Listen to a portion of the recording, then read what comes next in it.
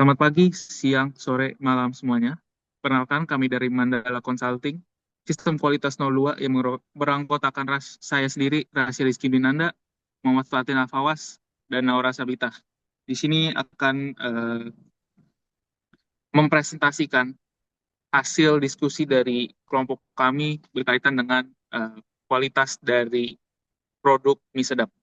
Boleh di next.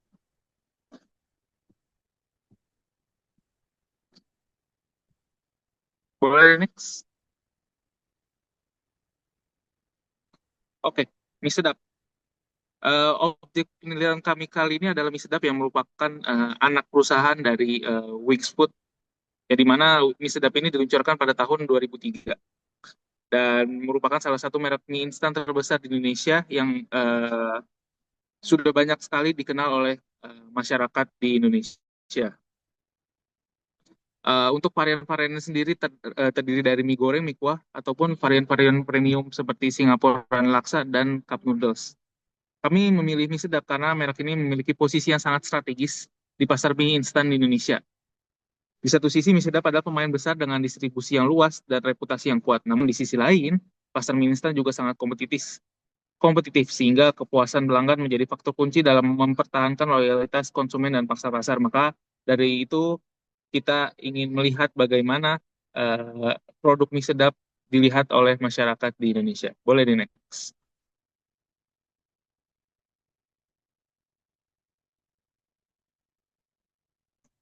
Selanjutnya kami melihat konteks industri eh, di mana Indonesia merupakan salah satu konsumsi yang memiliki konsumsi mie instan yang cukup tinggi, di mana Indonesia menempati peringkat kedua di dunia setelah China.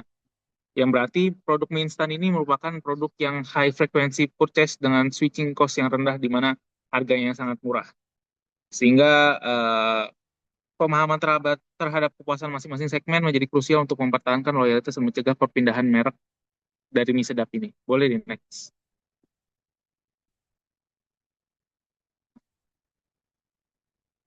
Lanjut ke kompetitor analisis. Di sini mie sedap punya dua kompetitor yang sangat besar di Indonesia, yaitu Indomie dan Supermie, di mana Supermie dan Indomie telah berada di Indonesia cukup lama dibandingkan dengan mie sedap yang baru meluncur di tahun 2003.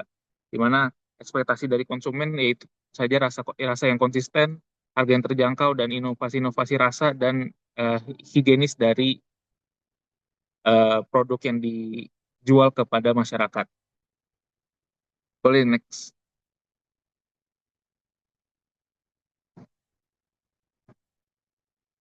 Selanjutnya, seberapa penting kepuasan pelanggan bagi mie sedap?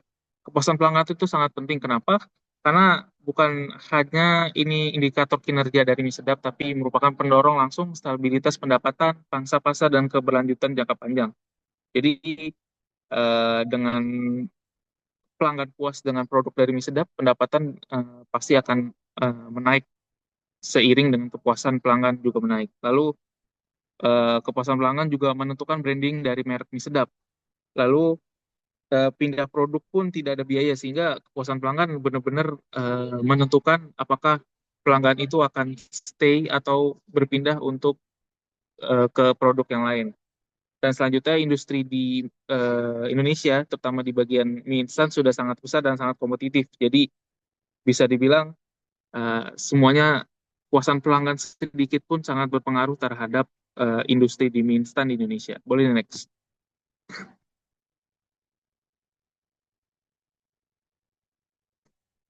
Di sini merupakan risk framework dari yang kami buat, di mana ada revenue instability,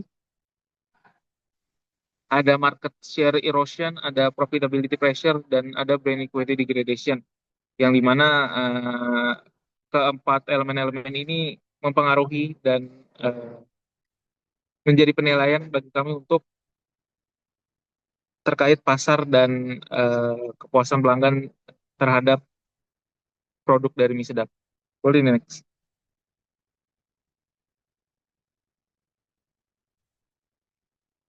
Lalu bagaimana mie sedap bersaing dengan kompetitor?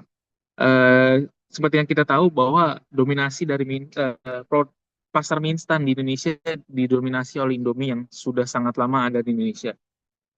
Dan bagaimana Indomie bisa menguasai pasar tentu eh, berdiri yang sudah lama, lalu inovasi produk yang konsisten tiap tahun ataupun tiap daerah punya inovasi masing-masing, lalu distribusi yang sudah meluas dengan ditandanya dengan warmindo yang sudah banyak beredar. Sehingga strategi mie sedap dalam menghadapi dominasi Indomie adalah dengan diferensi rasa, harga yang kompetitif, inovasi secukupnya, dan pendistribusian yang besar. Boleh nih, next.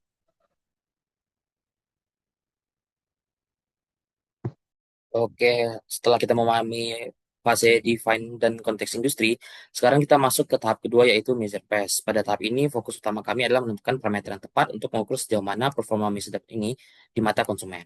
Oke, next. Nah, eh, kami mendefinisikan kepuasan pelanggan sebagai metrik yang mengukur seberapa baik produk dan kinerja perusahaan memenuhi harapan pelanggan untuk menghasilkan loyalitas yang tinggi. Untuk mengukurnya, di sini kami menggunakan tiga framework utama. Framework pertama itu product quality dimension untuk melihat atribut produk. Yang itu selanjutnya Net Promoter Score atau NPS untuk mengukur loyalitas melalui probabilitas rekomendasi. Serta analysis expectation versus reality gap. Kami memfokuskan analisis pada empat dimensi utama yang paling relevan bagi misstep, yaitu pertama performance, rasa dan tekstur, yang kedua perceived quality yaitu nilai harga, yang ketiga itu features atau variasi rasa, dan yang terakhir adalah availability dan reliability. Next. Oke, selanjutnya sebagai instrumen pengukuran, kami menyusun kuesioner yang terdiri dari 16 pertanyaan berpasangan yang membandingkan ekspektasi dan realita, yaitu menggunakan skala 1 sampai 5. Setiap dimensi memiliki indikator spesifik, misalnya pada dimensi performance, kami menanyakan konsistensi rasa setiap kali pembelian dilakukan. Juga untuk menjaga kualitas data, kami menerapkan survei anonim dan pertanyaan terbuka guna meminimalisir bias, seperti desirability bias atau leading question. Next. Nah, populasi penelitian kami adalah konsumen mie instan di Indonesia yang pernah mengonsumsi mie sedap, mencakup berbagai rentang usia dari remaja hingga dewasa di atas 30 tahun. Nah, dengan tingkat kepercayaan 90% dan margin of error 10%, kami menetapkan target minimum 96 responden, namun pada pelaksanaannya kami berhasil mengumpulkan 132 responden. Sehingga data yang diperoleh sangat mencukupi dan representatif untuk dianalisis lebih lanjut. Next. Nah, masuk ke fase improve. Nah, temuan utama kami menunjukkan adanya kesenjangan atau gap negatif di hampir seluruh dimensi. Dimensi performance catat gap terbesar yaitu minus 0,30 yang menandakan rasa dan bumbu belum sepenuhnya memenuhi ekspektasi. Di sisi lain, dimensi reliability menunjukkan performa terbaik dengan gap hanya minus 0,16. Meskipun ada kesenjangan, skor NPS kita berada di angka 52,7 yang berarti loyalitas konsumen sebenarnya sudah berada di kategori yang sangat baik. Namun masih perlu perbaikan pada kualitas rasa untuk mencapai kategori Excel. Nah, kami juga mengumpulkan voice of customer yang untuk mendapatkan keluhan yang lebih spesifik. Beberapa poin yang sering muncul adalah masalah konsisten rasa, seperti bumbu yang terkadang terlalu asin, serta ukuran porsi yang dianggap terlalu kecil dibandingkan ekspektasi mereka. Keluhan mengenai kurangnya varian rasa kekinian juga menjadi catatan penting bagi tim kami untuk tim inovasi produk kami. Next. Nah, berdasarkan 93 keluhan yang kami kelompokkan, ditemukan bahwa tiga masalah utama yaitu rasa dan bumbu pada 39,8%, porsi dan tekstur 28%, serta inovasi 12,9% mencakup 80,6% dari total keluhan konsumen. Mengikuti prinsip Pareto, fokus perbaikan pada tiga area ini akan memberikan dampak paling signifikan terhadap peningkatan kepuasan pelanggan secara keseluruhan. Next. Nah, sebagai ringkasan temuan, kekuatan kompetitif mie sedap terletak pada ketersediaan produk yang sangat tinggi, harga yang kompetitif, serta inovasi varian premium seperti Korean spicy dan fitur bawang goreng terpisah yang sangat disukai. Namun, poin kritis yang harus segera diatasi adalah porsi yang dianggap terlalu kecil dengan gap terbesar yaitu minus 0,43 dan inkonsistensi rasa antar batch produksi. Jika tidak segera diperbaiki, hal ini berisiko menurunkan loyalitas dan memudahkan konsumen berpindah ke kompetitor utama. Next. Selanjutnya, pada tahap improve, kami menerjemahkan hasil analisis menjadi strategi perbaikan yang berdampak langsung pada kepuasan pelanggan. Mie sedap sebenarnya sudah memiliki keunggulan pada harga ketersediaan yang mendekati ekspektasi konsumen. Namun, terdapat dua masalah utama yang menjadi resiko terbesar, yaitu konsistensi rasa dan ukuran porsi, yang secara langsung mempengaruhi kepuasan dan loyalitas pelanggan. Di mana meskipun loyalitas pelanggan tergolong cukup baik, rendahnya tingkat rekomendasi menunjukkan bahwa loyalitas tersebut masih bersifat pasif dan belum kuat untuk mendukung pertumbuhan jangka panjang. Next.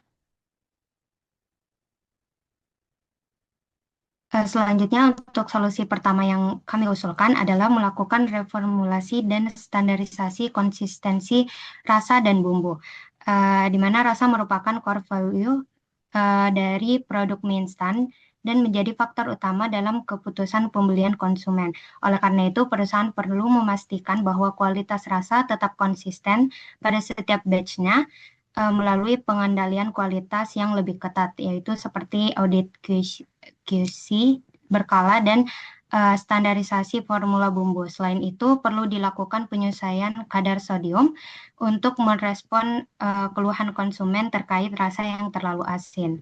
Next.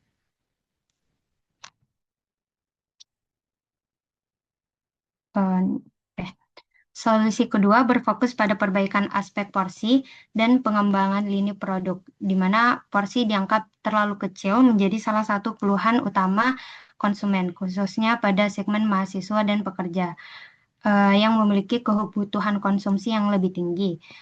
Untuk mengatasi hal ini, perusahaan dapat meluncurkan varian jumbo atau ekstra dengan ukuran sekitar 30% lebih besar tanpa menghilangkan rasa varian reguler untuk tetap menjangkau konsumen yang sensitif terhadap harga. Selain itu, perusahaan perlu pengembangan lini premium secara lebih sistematis dengan menambahkan beberapa varian baru setiap tahun dan memposisikannya sebagai kategori tersendiri.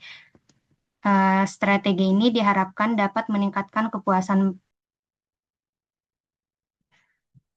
Nah, selanjutnya untuk solusi ketiga adalah memperkuat strategi pemasaran dengan konsumen, di mana dalam industri sangat kompetitif dengan tingkat perpindahan pelanggan yang tinggi. Perusahaan perlu menciptakan daya tarik yang lebih kuat melalui pendekatan pemasaran yang lebih inovatif dan agresif. Hal ini dapat dilakukan melalui kolaborasi dengan influencer atau food review. Terus, serta meluncurkan produk edisi terbatas untuk menciptakan sense of urgent. Selain itu, pendekatan co-creation dengan konsumen seperti polling rasa dan tes market dapat membantu perusahaan memahami preferensi pelanggan secara lebih akurat sekaligus meningkatkan keterlibatan konsumen terhadap merek. Next. Selanjutnya, ini beberapa referensi dari kami. Next. Sekian dari kelompok kami. Terima kasih.